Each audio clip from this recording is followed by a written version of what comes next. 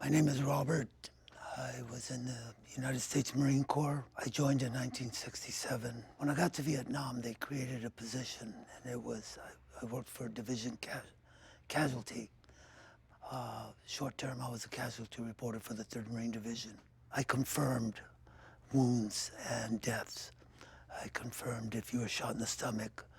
I had to make sure that you were shot in the stomach, not in the head, and things of that nature. We processed over 1,200 dead Marines at that time, and some like 8,000 casualties. There was no transition for us.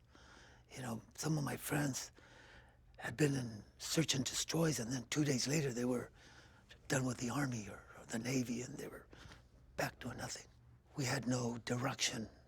We had there was no transition for us. Went through my drinking binges, my drugs, my marriages. It got so bad when I was drinking that when I was showering once, I started thinking, okay, all I gotta do is cut this wrist and I'm out of here. I felt like I should have died in Vietnam. I should have been there.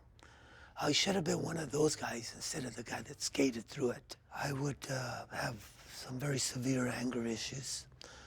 I would react before I thought.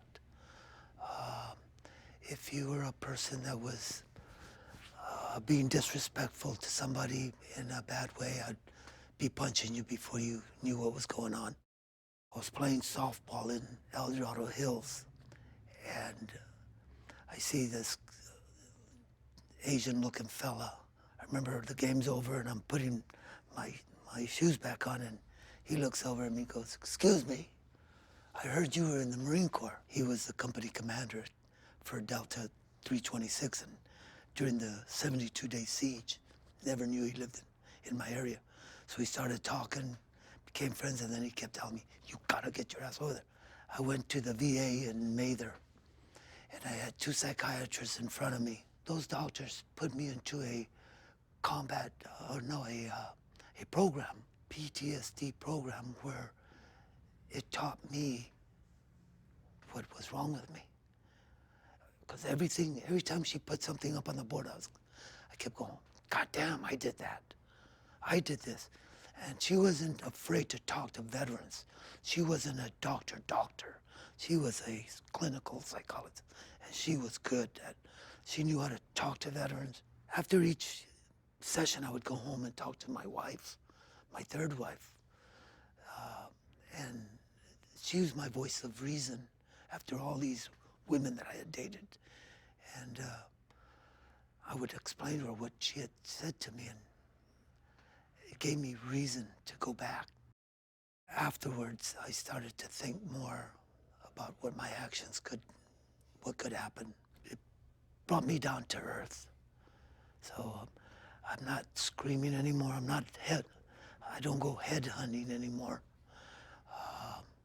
Got a lot of good friends, a lot of good people. I'm enjoying my family a lot more. I'm enjoying my friends a lot more.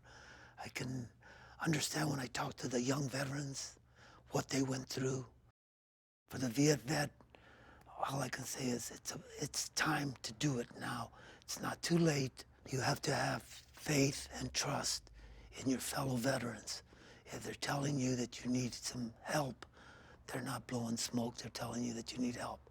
They can see inside your heart and your soul. You've got to take that advice. You've got to do it for yourself, for your family, for your well-being.